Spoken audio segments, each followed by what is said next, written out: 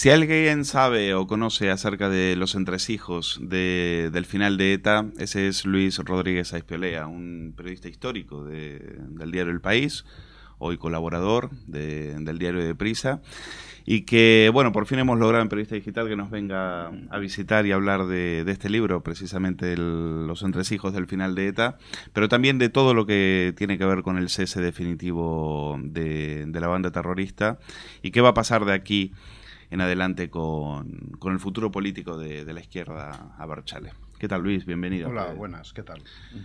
Bueno, la verdad que muchos, Luis, no entienden su postura respecto al tema de eso de ser generosos, con lo que viene ahora en relación a la banda. ¿Qué significa ser generosos? Empezaría porque es la clave, más que ser generosos o no, que eso es optativo, ser generosos o no. La clave yo hablaría de la nueva situación, hablaría de la nueva situación que hay en el País Vasco y en España con relación al terrorismo.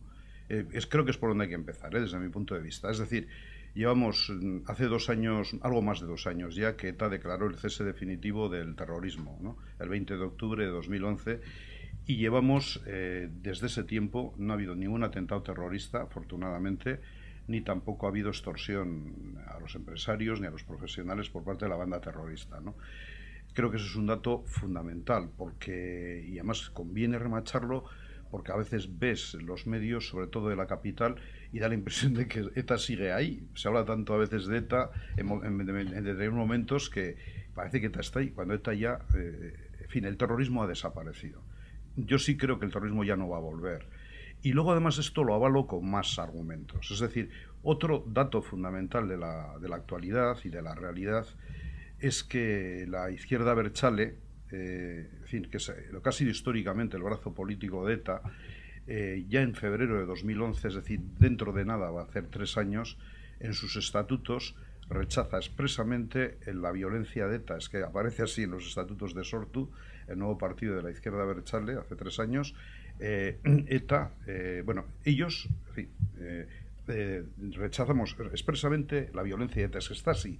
Y la palabra ETA, la violencia de ETA, aparece, y su rechazo aparece en esos estatutos, algo que mucha gente desconoce. Es decir, y es más, en esos estatutos se dice que cualquier militante de esta nueva formación de la izquierda abertzale que esté implicado en algún acto violento será expulsado automáticamente.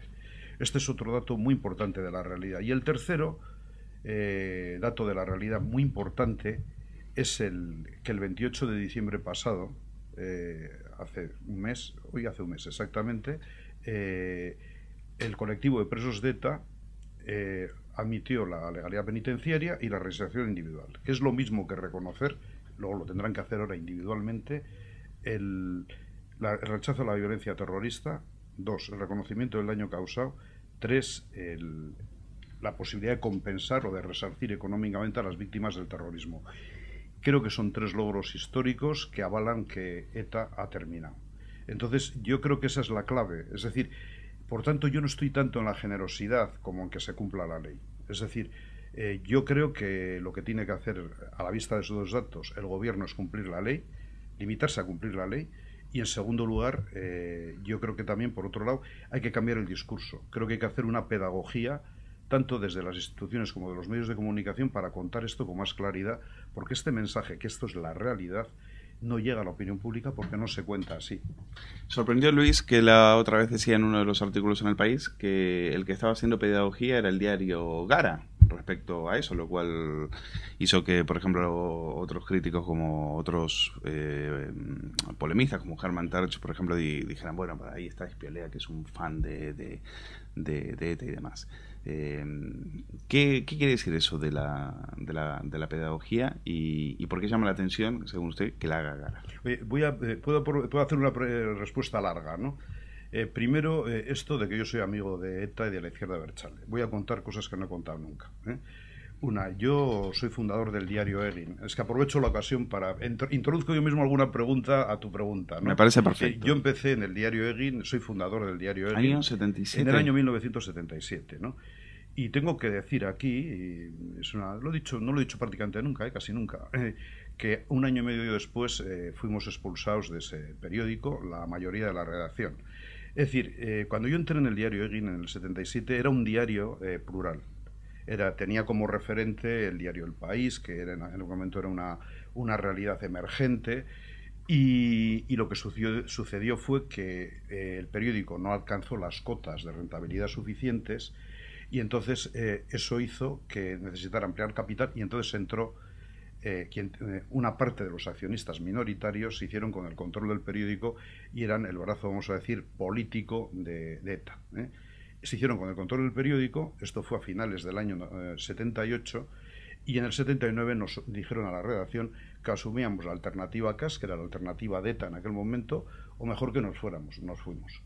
Esto fue lo que pasó al cabo de año y medio. Tengo que decir que en la etapa en que estuvimos nosotros en Egin, cosa que nadie sabe, hubo también un editorial condenando por primera vez el terrorismo de ETA en ese periódico. Es decir, la gente no sabe que Egin, en noviembre de 1977, hubo un editorial que además lo redactó el director de aquel diario, Mariano Ferrer, condenando un atentado de ETA, voy a precisar, era contra un comandante de la Policía Armada, se llamaba entonces, que vivía cerca de la Plaza de Toros de Pamplona, y ETA lo asesinó.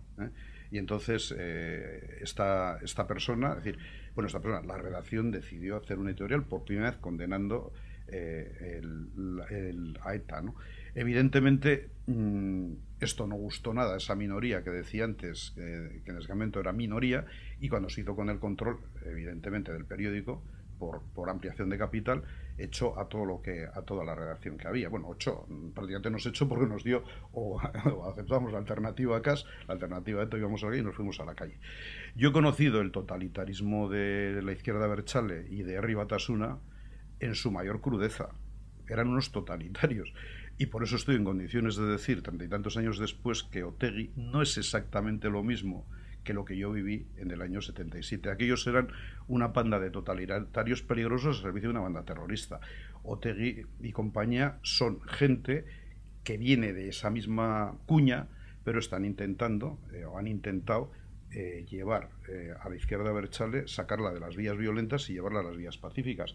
Y por eso creo que estoy en condiciones mucho más favorables que mis críticos de valorar, porque yo lo he vivido y ellos no, en fin, el cambio que ha habido en ese mundo, ¿no?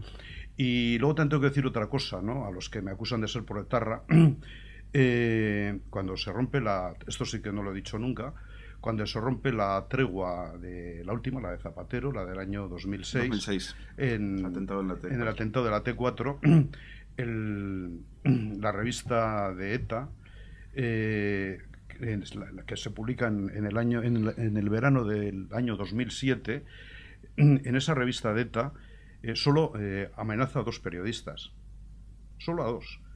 A todos los que meten mucho ruido en ese momento y ponen a parir a Zapatero y al gobierno de Zapatero que está entregando España y tal, contra eso no se mete contra las 2 personas los 2 periodistas que más habíamos seguido ese proceso, y que más conocíamos ese proceso por dentro, que eran Alberto Surio, que era corresponsal político del Diario Vasco, y yo. O sea, entonces estamos amenazados expresamente en un texto de ETA que es público, en el verano de 2007. Somos los 2 únicos amenazados. Y curiosamente luego somos los proetarras.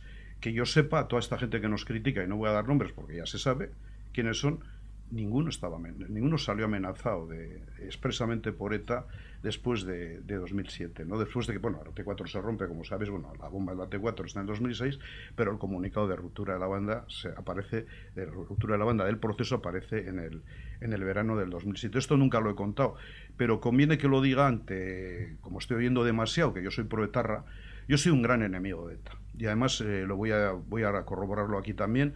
Yo fui corresponsal político del Diario Vasco desde comienzos de los 80 hasta que me vine al país en el año 89, a finales del 89. Fui corresponsal del Diario Vasco. Yo todos los domingos hacía una crónica política en el Diario Vasco. Y muy dura contra ETA. Durísima. Muy dura contra ETA. Siempre que había un atentado, lo comentaba y condenaba a ETA, ¿no? Durante toda la década de los 80, estamos hablando de los años de plomo, cuando ETA mataba más, cuando las víctimas no se les hacía ni puñetero caso. todos estos héroes de ahora, todos los antiterroristas de salón que hay en Madrid, yo no les veía entonces por ningún sitio. Y no quiero dar nombres, pero ellos mismos se autojalean cuando salen por ahí poniéndome verde, ¿no? Quiero que sepan que durante esos años el único que se enfrentaba, además San Sebastián, que es donde estaba el Diario Vasco, San Sebastián es la capital de Guipúzcoa, como todo el mundo sabe, y el mayor número de atentados terroristas de ETA se ha producido en San Sebastián. En este librillo lo cuento, es decir, más de 100 muertos de los más de 800 muertos que tiene ETA se han producido en San Sebastián. Cada vez que voy allá y tengo oportunidad hoy en día de que le llegue al alcalde de San Sebastián, que es de Bildu, le hago mandar el mensaje: estoy esperando de este alcalde de San Sebastián de Bildu un día un acto público de reconocimiento a los asesinatos de ETA en San Sebastián, porque es la ciudad donde ETA más ha asesinado. Bueno, pues y además lo digo también por muchos compañeros míos de la época. Yo tengo un gran respeto a los compañeros de aquella época que vivimos eso, que generalmente son muy discretos y muy poco hacia los que ahora son antiterroristas. Ahora es muy fácil ser antiterrorista cuando ETA ya no mata. Había que ser antiterrorista entonces. Yo entonces no he visto a ninguna de estas figuras de ahora, les he visto dar la cara en aquellos años. A ninguna. Si es caso, y lo pongo aparte, es a Fernando Savater, que le tengo un enorme respeto, que yo creo que un día antes ha dicho algunas cosas inapropiadas, pero le tengo un respeto, pues Fernando Savater sí dio la cara. Pero quitando a Fernando Savater, yo a mucha gente que ahora mete mucho ruido, sobre todo en los medios de Madrid, no le tengo ningún respeto, muy poco, porque cuando había que estar no estaba. También tengo que decir que en esa época, en el Diario Vasco y en la prensa vasca, el Diario Vasco era de lo que ahora es Vocento, y el Correo en Bilbao, ¿no? El Correo está en Vizcaya, el Diario Vasco en San Sebastián, y en esa época no se hacían editoriales, O sea, tengo también que resaltar esto, porque creo que sí había una actitud que luego ha sido muy autocrítica por parte de los directores de esos medios, de que no afrontaron con la suficiente valentía el embate del terrorismo. No había editoriales. Y en ese sentido, en algún modo, en el Diario Vasco, mis crónicas del domingo suplían esa función, esa dejadez que había, ese vacío que había de editoriales. Por eso me hace mucha gracia que algunos me acusen a mí de proletarra. Lo que pasa es que yo fui muy duro contra ETA cuando pienso que había que serlo, muy duro contra Batasuna cuando había que serlo, y ahora que está acabando, evidentemente he adoptado otra actitud, porque creo que han cambiado las cosas. ¿Por qué hay esa distinción, aprovechando que trae a colación lo del correo, entre la línea del correo y la línea ABC, por ejemplo? Bueno, siendo del mismo grupo. Yo, ¿no? Evidentemente estoy muy identificado con la línea del correo y el Diario Vasco. En algún modo he crecido allí. Yo trabajé en el Diario Vasco y es evidentemente una línea muy pegada al terreno. Es decir, el Diario Vasco y el correo, si hicieran lo que hace aquí el ABC, se hunden como medios. Es decir, si los editoriales del ABC los hiciera hoy en día el Diario Vasco y el Correo, se produciría una brecha tremenda entre la ciudadanía vasca y esos medios, porque realmente no reflejaría la realidad. Lo que pasa es que a veces yo recuerdo una portada, por ejemplo, el día que anuncian el cese definitivo del terrorismo, una portada del Correo diciendo por fin, ¿no? Con toda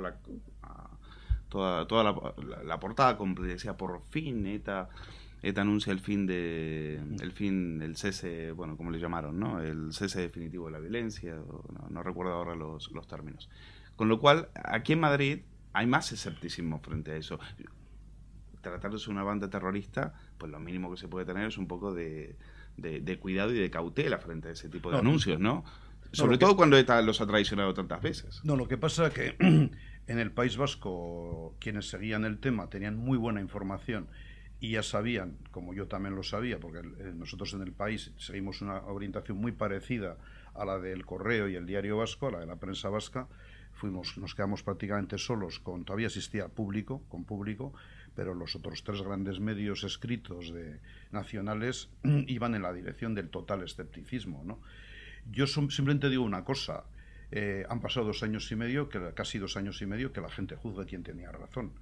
Yo creo que teníamos razón nosotros, que dijimos que nos tomamos en serio el cese definitivo del terrorismo, y se equivocaban, es decir, el ABC y el Mundo y la Razón se equivocaban cuando diagnosticaban poco más o menos esto, otra tregua trampa. Tengo que decir también, y ahora salto a la política, ahora que está de moda estos días Mayor Oreja. Mayor Oreja ha cometido errores de campeonato. Ahora que un amplio sector de la derecha alaba su trayectoria como casi como augur político, Mayor Oreja, tengo que recordar aquí que cuando ETA anunció el cese definitivo del terrorismo, y no hay más que hurgar las hemerotecas, el señor Mayor Oreja dijo que esto era otra tregua trampa, según la cual cuando pasaran las elecciones vascas, que venían un año después del cese definitivo de ETA, ETA volvería al terrorismo. Esta era una táctica de ETA para ablandar la situación, y luego cuando pasaran las elecciones vascas, después de un buen resultado de Bildu, ETA volvería al terrorismo. También me gustaría que la gente comparara, en fin, por así decirlo, la visión política de Mayor Oreja, ¿no? Mayor ha cometido errores de libro, y este es de campeonato. Y yo me atrevo a decir que en algún modo, ya me meto en otro terreno, que Mayor Oreja también se irá por las razones que sea, por sus discrepancias, pero creo que también la realidad ha enmendado sus planteamientos. Es decir, la realidad está demostrando que Mayor Oreja se ha equivocado mucho en el diagnóstico sobre ETA en los últimos tiempos. Pero usted no comprenda ese sector del Partido Popular que, si le entiendo bien en sus artículos, usted le denomina es el sector Tea Party, al que según usted le molesta el fin de la banda. ¿No comprende que en ese sector moleste, por ejemplo, la salida de un asesino como Bolinaga, que con argumentos muy poco entendibles, sobre todo cuando Rajoy dijo que había que dejarlo libre porque le quedaban muy pocos días de vida, y llegamos ya año y medio, ¿no? O por ejemplo la sentencia de Estrasburgo, es decir, ver a todos esos asesinos y algunos de ellos ser recibidos como héroes en el País Vasco. ¿Por qué ese sector no tiene derecho al pataleo? ¿O por qué se equivoca en el pataleo? Vamos a ver, yo entiendo que repugne a mucha gente que esta gente salga. Es decir, yo entiendo, o sea, que la reacción natural, que veas a gente que ha matado a otra gente, además de manera absolutamente injusta, te repela, te moleste. Pero yo creo que hay que hacer... Por eso hablo siempre de que hay que hacer pedagogía. Es decir, hay que hacer pedagogía y explicar a la gente que este es un Estado de Derecho donde hay unas leyes. Y si esta gente ha salido a la calle es porque las leyes se han cumplido. Esa es la pedagogía que hay que hacer. Yo puedo entender los sentimientos, pero los sentimientos deben ir acompañados de una explicación de las instituciones y pues, de los poderes públicos, de que las leyes están por encima de todo. Es decir, vamos a ver, puede haber mucho instinto natural en la gente que decida, si este ha matado a un familiar mío, oye, en fin, que lo pague con su vida. Es decir, ese podría ser el instinto natural. Este se ha cargado a mi padre, oye, pues este tío, que lo pague con su vida. No tenemos en España pena de muerte. Tampoco, en teoría, tenemos la cadena perpetua. Bueno, pues se ha cumplido la ley. Al menos lo que piden es que cumpla toda su condena. Sí, vamos a ver, ese es otro tema, de acuerdo, es que la han cumplido. Es decir, en el caso de los de Estrasburgo, todos han cumplido la condena, de acuerdo con las directrices, de acuerdo con la normativa judicial internacional, cumplieron su condena. Es decir, de hecho, bueno, todos han salido con una media, todos los que salieron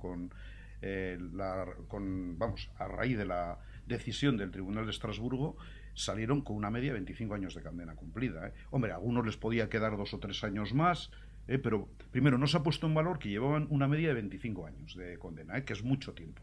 Y luego es verdad que había... Algunos como el caso de Inés del Río, cumplieron apenas un año por cada asesinato cometido. Sí, pero eso no deja de ser una frase. Quiero decir, en España el tope máximo para ellos podía haber sido, de acuerdo, vamos a ver, primero hay que contar por qué el Tribunal de Estrasburgo sentencia así, una labor pedagógica que no ha hecho este gobierno, porque este gobierno cometió el error de ir de frente y hacer presión para que no saliera la sentencia de Estrasburgo cuando sabían prácticamente seguro que iba a salir, que era una decisión prácticamente unánime y adoptada en la sala pequeña el año anterior. Sabían que prácticamente iba a ser así. ¿Por qué no explicaron a la gente primero? Estas personas han cumplido 25 años de condena. 2. Estrasburgo lo que sentencia es no se carga la doctrina Parot, se carga la aplicación retroactiva de la doctrina Parot, que realmente, desde el punto de vista judicial, muchos juristas le repelía tanto como unanimidad en el tribunal, prácticamente unanimidad en el Tribunal de Estrasburgo para eliminar esa aplicación retroactiva a la doctrina Parot. Como el gobierno no hizo esa explicación de que lo que se había hecho era simplemente aplicar la ley, pues claro, ha tenido enfrente a toda la gente que estaba, lógicamente, y eso yo lo entiendo, dolida contra esas personas que habían asesinado a unos familiares suyos, estaba dolida. Entonces, si el gobierno no hace pedagogía y no explica estas cosas, pues lógicamente la gente se va, por así decirlo, a encerrar más en sus sentimientos, ¿no? Y no se va a racionalizar. Es decir, aquí han pasado... A mí esto además me llama mucho la atención, porque en otras épocas muchos señores, y hablo ahora de José María Aznar o de Mayor Oreja, que han estado un poco a la cabeza de estas manifestaciones, de hecho Mayor Oreja físicamente en la Plaza de Colón, contra la doctrina Parot, en sus tiempos, cuando ellos gobernaron, es que hubo gente que cumplió ni 20 años de condena. No cumplió ni 20 años de condena. Es decir, y es más, hubo un tiparraco, un asesino, que no llegó a cumplir 20 años, que se llamaba Iñaki Bilbao, salió en tiempos de, creo que era de Mayor Oreja o de Acebes, pero era en cualquier caso gobierno del Partido Popular con Aznar de presidente, y asesinó a un concejal del Partido Socialista, y lo volvieron a detener, ahora está en la cárcel. Estas cosas han pasado, nadie decía nada. Entonces, yo lo que sí veo detrás es que ha habido mucha utilización, no digo de todas las víctimas, porque la mayoría de las víctimas están mirando para adelante, es verdad que quieren que se respete su memoria, la memoria de sus deudos, por así decirlo, pero estas personas muchos días quieren mirar para adelante, y tenemos el ejemplo de Irene Villa, por ejemplo, ¿no? Que está diciendo que hay que mirar para adelante, podemos estar todo el día lamiéndonos las heridas, es lo peor. Y yo creo que el problema que ha habido aquí es que yo creo que Mayor Oreja y Aznar en su momento utilizaron mucho a las víctimas como agentes políticos, a un sector de las víctimas como agentes políticos. La OBT tiene una enorme influencia, hay que hablar claro, Ángeles Pedraza tiene una enorme influencia y se nota de Esperanza Aguirre. Cada vez que habla Ángeles Pedraza no sabe si está hablando de Esperanza Aguirre.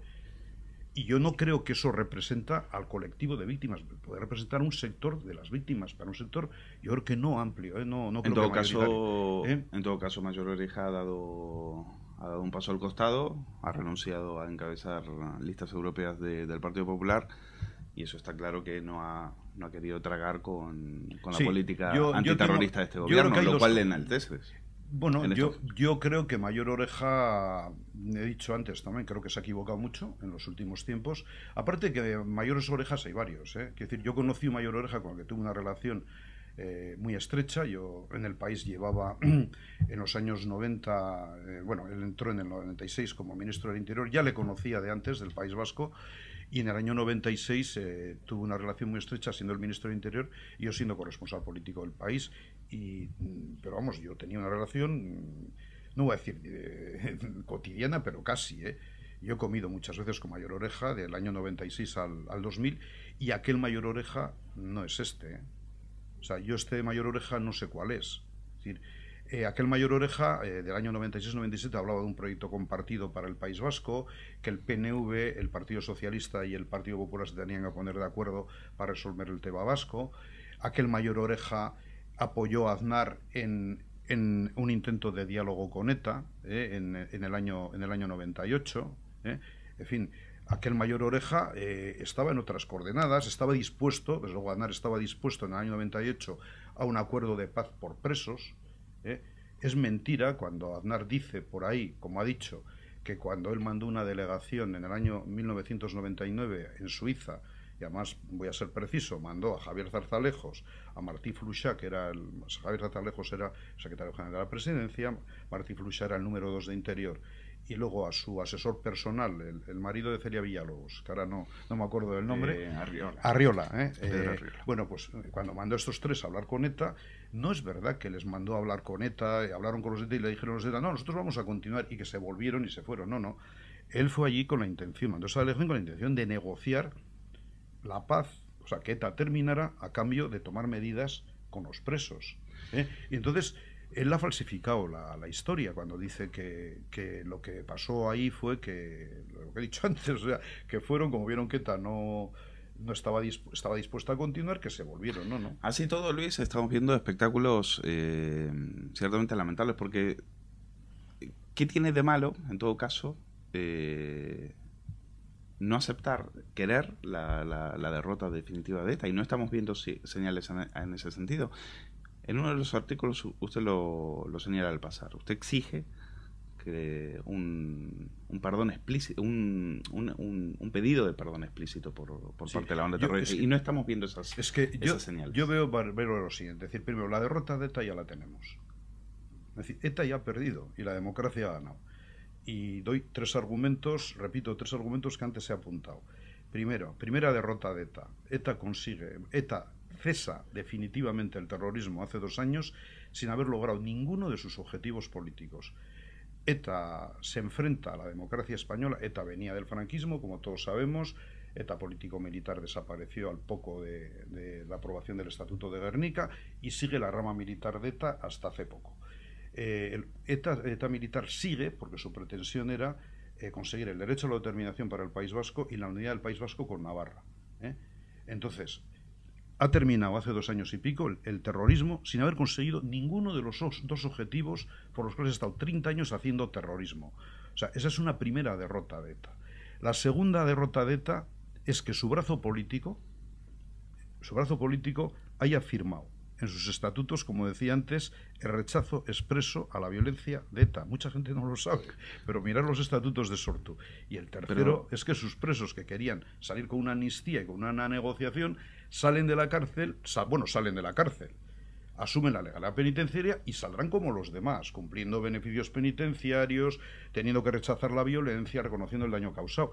Si eso no es una derrota de ETA, que venga Dios y lo vea. La pregunta ahora es, ¿queda algo? Sí, queda que ETA se desarme, que yo espero que lo veamos en unos meses y que se termine por disolver. Queda solo eso, pero ya lo que queda de ETA, y eso no hay nada más que hablar con gente experta de la policía y de la Guardia Civil, que yo de vez en cuando también hablo, no solo hablo con los de Ribatasuna, bueno, con la izquierda abertzale, hablo también con Interior, hablo también con la Guardia Civil y con la policía, ellos te dirán que ETA ya es un espantajo. O sea, pero quedan sus testaferros, Luis. Quedan sus testaferros en las instituciones. No, queda Mayur, queda Sortu, queda Bildu. No han condenado la violencia, no le han perdido perdón a las víctimas. Vamos a ver, ahí hay dos Asumir cosas. la derrota de ETA en esas condiciones. No, es que vamos a ver. Lo único que piden, eso sí, liberar a los presos.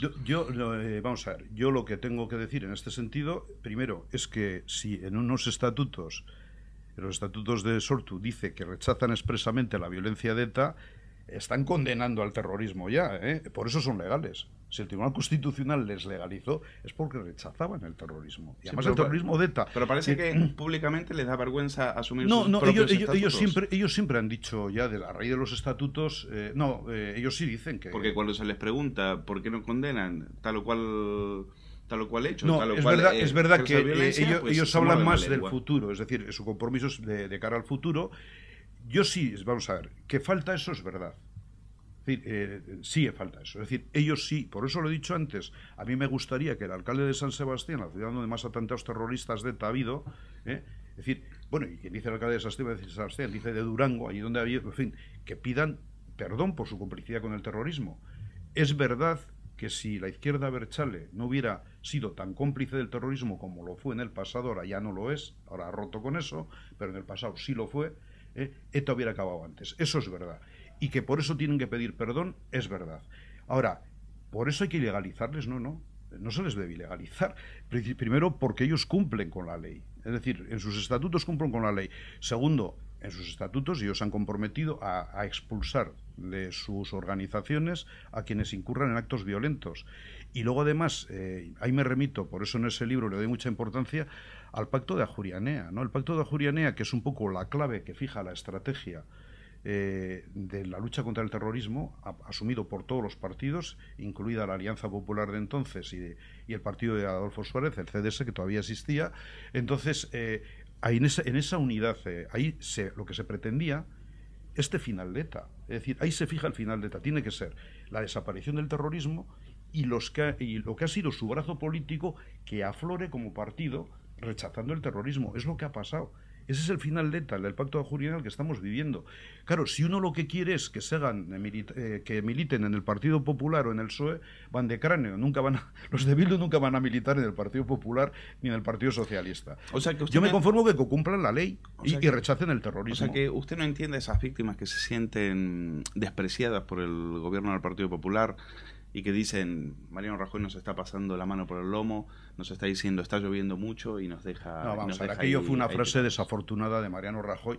Yo en este sentido, yo creo que en ese sentido sí respeto a Mariano Rajoy. Es decir, yo creo que no es verdad que el Mariano Rajoy desprecia a las víctimas. No es verdad. O sea, yo creo que Mariano Rajoy está cumpliendo la ley. Es decir, bueno, es más, o sea, hasta se pasó por el otro lado. Yo estoy en desacuerdo con él que se hubiera opuesto a la ¿cómo se llama? Bueno, a la sentencia de Estrasburgo. O sea, creo que a mí se equivocó, pero yo creo que Mariano Rajoy está cumpliendo la ley. Y yo creo que por otro lado las víctimas, primero, víctimas. Las víctimas son un colectivo amplísimo. La inmensa mayoría quiere mirar para adelante. Yo podría hablar aquí de Irene Villa, que hace poco tuve la oportunidad de escucharle en Radio Euskadi y dijo que ella no estaba dispuesta a pasarse el resto de su vida mirando para atrás, que ella quería organizar su vida, mirar para adelante, y como esa hay muchísimas víctimas, es más, diría que la mayoría. Tengo que decir también que España tiene la mejor legislación de apoyo a las víctimas que existe. Yo este tema me lo he estudiado, comparo con otros países donde ha habido terrorismo. España tiene un nivel de reconocimiento social a las víctimas que no tiene nadie. Ojalá en Colombia ahora se estarían dando con un canto en los dientes de tener las víctimas del terrorismo que ha habido del FARC o de la guerra sucia allí, de las FARC o de la guerra sucia, tener el reconocimiento que tiene España. Tiene un reconocimiento social tremendo. Cada poco hay reconocimientos, homenajes, desde hace ya tiempo. Esa ley, además, no me duelen prendas, es una ley de Aznar, apoyada por el PSOE, pero es una ley de Aznar del año 1999, la ley de solidaridad con las víctimas del terrorismo. Entonces, creo que a las víctimas tienen ese reconocimiento social en toda España. Todo el mundo le reconoce a las víctimas. O sea, en segundo lugar, tiene un apoyo económico importante y un apoyo asistencial importante. No existió eso antes, es verdad. En los años 80 esto era un desastre. Pero a partir de los años 90 eso está ahí. Y esa legislación funciona. Y las víctimas es que están en todos los medios de comunicación, en todas partes. Las víctimas son muy bien. Usted a las víctimas ¿qué les diría? Miren hacia adelante, no miren hacia atrás, miren hacia adelante. Les pido que miren hacia adelante por su propio bien, porque la venganza no es el caso de la mayoría, la inmensa mayoría están a lo que están. Solo hay una minoría que está en la vendetta, en la venganza y esto, ¿no? Yo creo que por otro lado, no, lo que les pediría es lo que he dicho, o sea, primero, los poderes públicos les reconocen cosas que antes no se reconocían de manera muy importante. Ahí en lo que sí creo que tiene un papel que jugar, eso sí es verdad. Quiero que quede claro que en lo que se llama ahora el relato, en lo que ha sido la memoria de estos años terribles de terrorismo, de ETA, o sea, no me duelen prendas, ETA ha hecho muchísimo daño, es la principal responsable del terrorismo en España, por no decir casi única, aunque luego hubiera guerra sucia y otras cosas, pero es verdad que es la principal responsable del terrorismo que ha habido en España, ha sido ETA, y que ha construido una memoria dejando claro que nunca más se repita un terrorismo como el de ETA, que no tenía ninguna justificación de ningún tipo, y en ese sentido las víctimas, ese papel de memoria viva es muy importante, ese papel sí les doy. Lo que no creo que las víctimas deben hacer es intentar, por así decirlo, mediatizar, influir y presionar al gobierno. Si quieren eso, que se presenten a las elecciones. Y hay algunas víctimas individualmente que se meten en partidos, pues muy bien, que lo hagan. Pero las asociaciones de víctimas lo que tienen que hacer es lo que he dicho, preservar la memoria. ¿Por qué tienen que estar calladas? No, preservar la memoria. No pueden salir a la calle y hacer... No, pueden hacer lo que quieran, pueden hacer lo que quieran, pueden hacer lo que quieran. Es que le pregunto porque, por ejemplo, el diputado Alberto Garzón recientemente en Twitter pues le tachó a un sector de víctimas como de ultras. No, para mí los ultras son los políticos, es decir, yo a las víctimas no les meto. Primero, insisto, tengo un enorme respeto a las víctimas, primero porque además yo también me he sentido víctima mucho tiempo, o sea, yo estoy amenazado por ETA, o sea que en algún modo, evidentemente no me ha pasado nada, he tenido la suerte de que a mí no me han pegado un tiro, aunque me lo podían haber pegado como a tanta gente, pero en algún modo yo he estado con las víctimas, pero también me he sentido víctima. Y es verdad que algunas personas a las que yo he conocido o he tenido un trato muy estrecho han sido asesinadas por ETA, ¿no? O sea, yo he estado en ese bando. O sea, yo soy de ese bando. Lo que pasa es que distingo a la inmensa mayoría del colectivo de víctimas, que también quiere rehacer su vida. Insisto en que tienen un papel como memoria de ese pasado, ¿no? Ese papel hay que salvaguardarlo. El relato es verdad que lo tienen que hacer las víctimas, pero no estoy de acuerdo con la teoría de Mayor Oreja de que las víctimas siempre tienen razón. Cuando opinan de política, se pueden equivocar como los demás o acertar como los demás. Yo, si el señor Ortega Lara, sobre el que siento un profundo respeto, como víctima y como persona, yo puedo discrepar con él políticamente. Ahora representa a Vox, pues yo tengo todo el derecho de decir, mire, señor Ortega Lara, con todo mi respeto hacia su persona, por lo que usted ha sufrido y por lo que tiene de testimonio vivo de un pasado terrorífico, y en ese sentido eso siempre nos vendrá bien a todos, su testimonio personal. Cuando ya opina políticamente y dice que el gobierno de Rajoy no le gusta, pues yo tendré derecho a decir, mire, pues a mí en estas cosas que usted dice, pues igual estoy más de acuerdo con Rajoy que usted, por ejemplo, ¿no? Bueno, pues mire, usted es mucho más respetuoso, por ejemplo, estoy pensando que Elvira Rodríguez, del Partido Popular, que ha dicho, ¿y este quién es? Prácticamente lo dijo en un programa de televisión. Pues eso muy mal, porque Elvira Rodríguez sabe de sobra quién es Ortega Lara. Pues no lo parecía. Bueno, pues no, es que los partidos cuando se pueden hablar de estas cosas van con el argumentario por delante, ¿no? Y entonces, en ese sentido, los periodistas tienen una gran ventaja sobre los políticos. Nosotros decimos la verdad. Si tenemos que pegar un palo a uno del PSOE se lo pegamos, si no al PP se lo pegamos. Si yo tengo que decir que esto de Rajoy me gusta, lo digo. Si tengo que decir esto de Rajoy que no me gusta, lo digo. Si digo que Mayor Oreja antes me gustaba el Mayor Oreja de los años 90 y el de ahora no me gusta nada, lo digo. Sin embargo, si estás en un partido político estás muy atado, desgraciadamente, porque tenemos en España una ley electoral que hace que todo el mundo que está en un partido está atado y solo lee el argumentario, le pasa al jefe de fila, pues eso es el desastre. Yo a los políticos les doy una credibilidad a la hora de hablar de estas cosas muy escasa, muy escasa. No, casi ni hemos... Bueno, no hacemos más que hablar del libro. Ese es el libro, O sea, hemos hablado del libro, pero un montón, no sé que ese es el libro. Ni le hemos mirado práctica. No, ni hace falta, pero estamos venga a hablar del libro. O sea, pero, bueno, y a partir de aquí, ¿qué? No, pues venga, vamos a ver. Ya hablamos de las víctimas. ¿Qué tienen que hacer los de enfrente? ETA, desde Porque luego... parece que ahora va a venir el hombre de paz, como le llamaban Zapatero, que parecen que son angelitos de Dios. Que... Luego, si queréis, hablamos de Zapatero. Me gustaría hablar de Zapatero también, al que conozco mucho y con el que tengo una buena relación personal. Pero ahora hablamos de Zapatero. Vamos a hablar un poco de qué hay que hacer ahora, ¿no? Ya he dicho, por el lado de las víctimas, clarísimo, ¿no? Es decir, ellas tienen que salvaguardar la memoria de estos años. En ese sentido tiene un papel fundamental, incluido Ortega Lara. En ese papel sí le veo a Ortega Lara como una figura importante de salvaguardar la memoria de lo que han sido estos terribles años de terrorismo etarra, donde ETA ha sido responsable, ha destrozado la vida de muchas personas. Y además, esa memoria es necesaria para que no nos vuelva a pasar en el futuro. La historia de ETA no tiene ninguna justificación, sobre todo después de la muerte de Franco. Y luego, por otro lado, ¿qué tiene que hacer ETA? Por supuesto, desarmarse cuanto antes y disolverse. Yo creo que el desarme, por la información que yo tengo, vía Gobierno Vasco, vía Izquierda Abertzale, creo que le queda, creo que lo veremos este año, el desarme, creo yo que lo veremos. Y la disolución, bueno, también me gustaría verla este año, pero eso puede tener algún problema más añadido, porque ahí esperarán un poquillo. Pero hay que decir una cosa, y es que nunca pensemos ya en ETA como un grupo armado, peligroso. No llegan a 50 tíos los que quedan de ETA. Esto es una información que tengo de altos mandos de la lucha antiterrorista muy reciente. No llegan a 50, están desperdigados, están escondidos. O sea, en realidad ETA está en la cárcel. O sea, el colectivo de presos de ETA es lo que representa ETA. Ahí está la inmensa mayoría de ETA. Es decir, pero es mucho más importante de lo que hagan los la memoria, por hablar en esos términos, la memoria de ETA sigue ahí. Acuérdense la foto de Durango. Era una buena oportunidad para pedir perdón, para decir, aquí estamos, queremos, lo que hemos hecho han sido unas barbaridades. Había asesinos de niños ahí y ninguno fue capaz de pedir perdón. Vamos a ver, directamente no lo hicieron. Hombre, a mí me hubiera encantado, eso hubiera sido ya un 10, una diana, ¿no? Que salieran los 60 y tantos escarcelos y dijeran, pido perdón a las víctimas del terrorismo.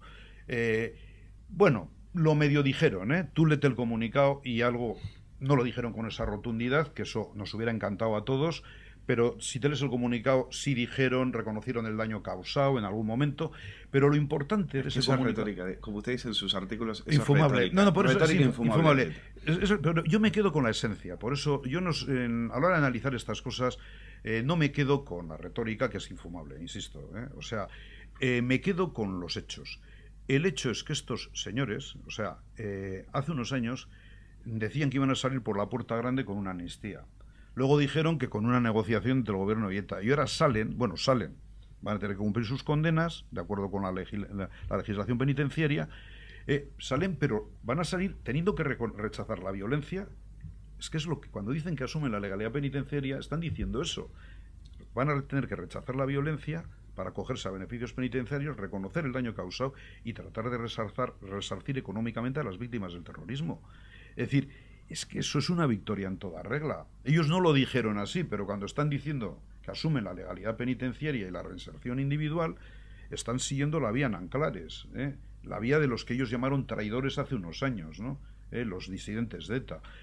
Bueno, entonces esto hay que verlo así. Es decir, cuando yo digo que no se hace pedagogía, ¿por qué los medios de comunicación, quitando el diario El País, hablo de los escritos, luego en los digitales hay de todo, en los escritos, ¿por qué los otros 3 medios importantes de Madrid no recalcaron este aspecto de derrota de ETA? Y recalcaron más la mala cara de estos tíos, en el fondo ETA vuelve. Es que no es así. Bueno, pero es tampoco en El País.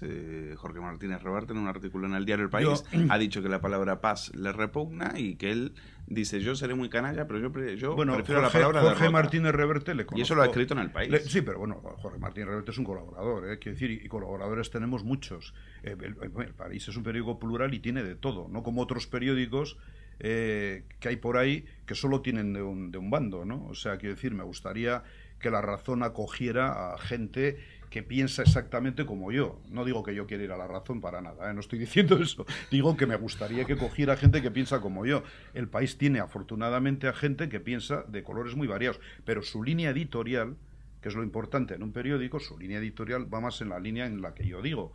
Sin compartir, tampoco no tiene por qué compartir al 100% lo que yo digo, pero en buena parte va más en línea con lo que yo digo, en el sentido de mirar lo positivo que tiene esto del final de ETA. Es decir, El País está en la tesis, el periódico donde yo colaboro está más en la tesis de que esto de ETA está prácticamente terminado y que lo que queda es, lo que decía yo antes, el desarme de la banda terrorista, insistiendo mucho en que está muy, muy debilitada, que no tienen fuerza para volver.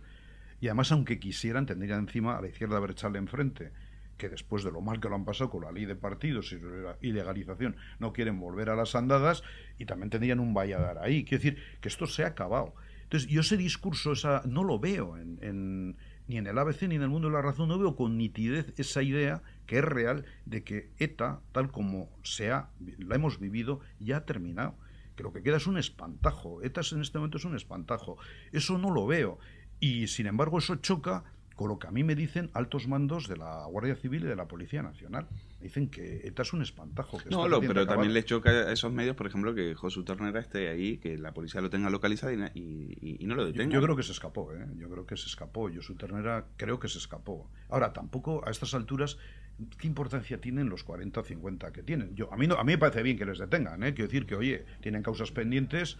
Oye, la obligación de la policía es que detengan, pero que no pensemos que detenciones ahora de ETA, de una banda que ya no mata, tiene la misma importancia que tenía cuando mataba. Entonces tenía una importancia tremenda porque era evitar futuros atentados. Ahora, bien, hay que cumplir la ley. Oye, si puedes trincar a un terrorista, lo trincas. Lo que pasa es que da la sensación, Luis, de que no van a por él. Porque hay algo bajo cuerda. Yo no lo creo, y la prueba del 9... ha habido muchas pruebas, también acuérdese del Faisán también, acuérdese de... Faisán nos meteríamos en un lío. Hay varias cuestiones donde dicen, bueno, ¿será parte de la negociación? ¿Será parte de los acuerdos? No, que no hay negociación, de verdad. Vamos a ver, que no hay negociación del gobierno de Rajoy con ETA es clarísimo. Vamos a ver... ¿Bolinaga no formó parte de ningún acuerdo? Para nada, para nada. Lo que hay, mira, la prueba del 9 de que no hay negociación de este gobierno con ETA, y esto lo digo como periodista, o sea, quiero decir, sin ningún interés de ningún tipo. Es decir, la dirección política de ETA, lo poco que queda de la dirección política de ETA, entre ellos Josu Ternera, ha estado viviendo desde el cese definitivo, desde octubre de 2011 hasta febrero del 2012, hasta febrero del 2013, o sea, año y pico viviendo en Oslo, en Noruega. Eso es así, eso lo sabía el gobierno el gobierno de Rajoy, porque se lo había dicho el gobierno de Zapatero. Ahí los tenéis, si queréis hablar con ellos, ahí los tenéis. El gobierno de Rajoy no ha hablado con ellos. Los pudo tener para hablar con ellos, por ejemplo, de esta cosa de los presos, hablar un poco del desarme. No quiso. Y es más, hace ahora un año, en febrero del año pasado, al cabo, cuando llevaban ya ahí año y pico, presionó mucho a Noruega y consiguió la expulsión de Josu Ternera y lo poco que queda de la dirección política de ETA, la expulsión de Noruega. O sea, entonces es la prueba del 9 de que no hay ninguna negociación. Podía haber negociado con ellos y no quiso. Podía haber hablado con ellos, no quiso. También tengo que decir que, y ahora, vamos, digo, rotundamente no, es decir, este gobierno no sigue ninguna hoja de ruta de negociación. Este gobierno, lo que pasa es que este gobierno no va a hacer la insensatez de ilegalizar a la izquierda abertzale, porque la izquierda abertzale cumple la legalidad. Que nos gustaría que la izquierda abertzale un día de una vez... Cuando jalean fotos de algunos asesinos y más, o reciben etarras y tal, parece... Es que no es la izquierda abertzale, eso no ha sido la izquierda abertzale. La izquierda abertzale, y esto está publicado, ellos dijeron... la izquierda abertzale no ha hecho ningún homenaje a los 63 que salieron, ninguno. No ha habido un homenaje público de la izquierda abertzale hacia ninguno de los 63 que han salido por la doctrina, por la anulación de la doctrina Parot, a ninguno.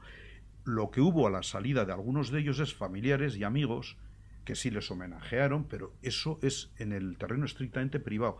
De hecho, los jueces todo esto no han visto prueba de delito, lo han tenido que archivar porque no era la izquierda abertzale, eran familiares. Tú no puedes impedir que si sale un familiar tuyo, por muy asesino que haya sido en su día, en fin, haya unos familiares suyos que le reciban.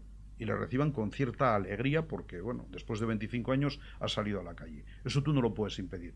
Tú seguirás pensando que esa persona es un asesino, que ha hecho muchísimo daño, pero tú no puedes impedir que sus familiares... ¿Pero usted piensa que la izquierda abertzale piensa que son asesinos? Porque por la simpatía que le tienen, parecería que los asesinos son los eso otros. Estamos entrando en otro terreno. Quiero decir que... pero se lo pregunto, porque es una pregunta en la izquierda abertzale... Es una pregunta que flota en el aire. Es decir, la izquierda abertzale se muestra muy compasiva con los asesinos y muy poco compasiva con las víctimas. Dos cosas. Una cosa es la legalidad y otra cosa es la ética. Es decir, creo que la izquierda abertzale debería... como nosotros, que estamos con las víctimas, debería condenar sobre todo el pasado terrorista de ETA y su complicidad política. No lo ha hecho, es verdad. Ha dicho alguna cosa ambigua de que todos hemos cometido errores, pero no ha hecho un reconocimiento explícito a eso. Falta esa declaración pública. Pero eso no impide que sea legal, porque ellos sí se han comprometido, lo decía antes, en sus estatutos y en la práctica lo están haciendo, a partir de ahora rechazar la violencia de ETA. Es decir, van a impedir que ETA vuelva. Van a impedir que ETA vuelva al terrorismo. Es decir, y en sus estatutos lo dicen. Es decir, entiendes un poco los dos ángulos, ¿no? El legal, por eso son legales, por ser constitucional, el Tribunal Constitucional los legalizó porque rechazaban el terrorismo de ETA.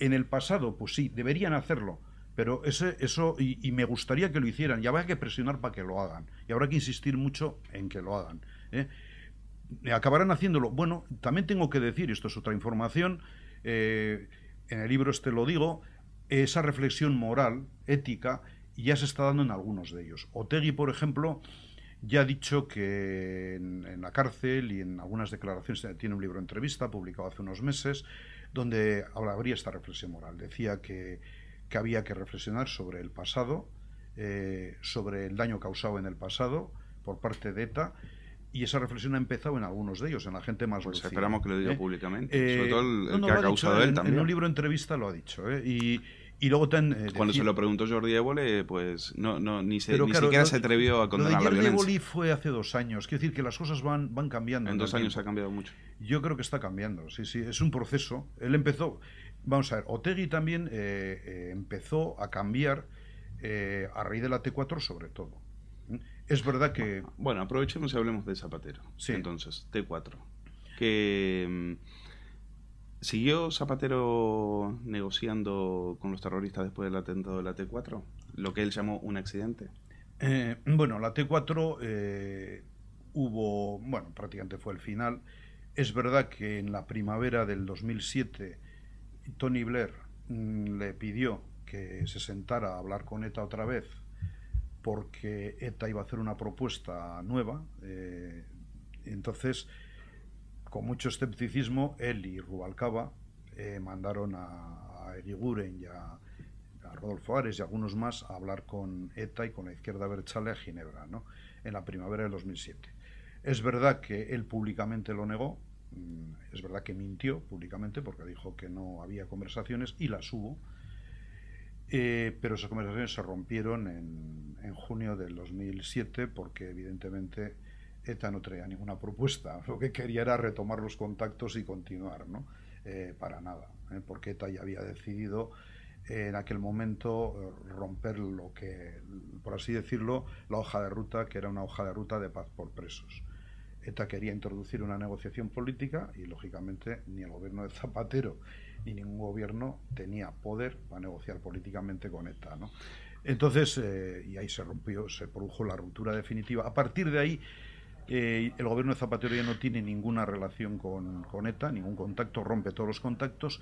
Es más, a partir de ahí empieza rectifica de alguna manera. Bueno, rectifica, y no. Cae tierra y cae. Sí, bueno, que empiezan a detener, porque es verdad que durante aquella larga tregua que duró todo el año 2006 y medio 2007, a pesar al atentado de la T4, las fuerzas de seguridad del Estado y sobre todo la inteligencia de las fuerzas de seguridad del Estado siguió trabajando, ¿no? Siguió trabajando y siguieron acopiando datos, ¿no? Y estuvieron en condiciones de detener a las cúpulas y las fueron deteniendo, sí. Pero entonces hay que decir que el zapatero más eficaz contra ETA ha sido el que rectificó después del proceso de paz. Es que todo forma parte de un mismo paquete, ¿no? Yo en eso lo cuento en el libro también. El final de ETA no es producto solo de una acción policial eficaz, ¿eh? Es muy importante, la acción policial es muy importante para acabar con una banda terrorista. Pero una banda terrorista como ETA o el IRA, que tienen un arraigo en la población, aparte de medidas policiales, también necesitan medidas políticas. Es decir, sobre todo es una batalla de opinión. A ETA se le gana, sobre todo, como el IRA de algún modo tiene que ceder, cuando tienes a la opinión pública a tu favor. Entonces, y la opinión pública ha estado a favor de la democracia y en contra de ETA de manera clara en el País Vasco. Sobre todo, yo creo que el fenómeno de Miguel Ángel Blanco fue clave para una toma de conciencia masiva de la opinión pública, no solo española, sino vasca, sobre todo, porque en el tema de ETA era más importante, siempre he dicho, son mucho más importantes las manifestaciones contra ETA en el País Vasco que las de Madrid. Las de Madrid son muy fáciles. Sí, pero comparadas con los miles y miles que salen a la calle en el País Vasco para pedir la liberación de los presos, los que... No, pero estamos hablando de tiempos distintos. Estamos hablando de tiempos. Lo de ahora es otra cosa. Estamos ya estamos en una etapa nueva, no tiene nada que ver, estamos en el final de ETA. ETA ya ha terminado como banda terrorista, estamos en los flecos. No tiene nada que ver con el año 90, los años 90 en que ETA estaba matando y de manera tremenda, pues de manera indiscriminada, periodistas, a concejales, en fin, es otro momento. Es que no tiene nada que ver. Los momentos son fundamentales a la hora de hacer un análisis de la lucha con el terrorismo. No podemos comparar, son tiempos muy distintos los de ahora de los de entonces, ¿no? Entonces, insisto, es clave. El final de ETA es el resultado de una lucha policial, judicial, o sea, la eficacia policial es importante, la judicial muy importante también, la ley de partidos que ilegalizó a la izquierda abertzale fue también muy importante, la social es muy importante, que la gente se manifieste en la calle contra ETA, sobre todo en el País Vasco, que allí tiene más impacto. Lo de Miguel Ángel Blanco fue muy importante, las manifestaciones, y luego también fue muy importante en el caso de ETA el tramo final en que la izquierda abertzale, a raíz de la T4, del atentado terrorista de ETA en la T4, empieza a enfrentarse contra ETA, porque Otegi y compañía ven en riesgo su proyecto político, ven que ETA les puede fastidiar su proyecto político y entonces empiezan a enfrentarse a ETA. Eso se conoce menos, el libro también lo cuenta, y hay un enfrentamiento muy directo que es la guinda final que pone a punto el que ETA declare en octubre de 2011 el final del terrorismo, ¿no? Luis Rodríguez Espelea, gracias por venir a Periodista No, Digital a hablar de este libro. A vosotros por haberme dado la oportunidad de contar cosas que de verdad no había contado nunca. O sea que... Cuando quiera. Vale. Los entresijos del final de ETA, de la editorial Catarata. Gracias. Bueno.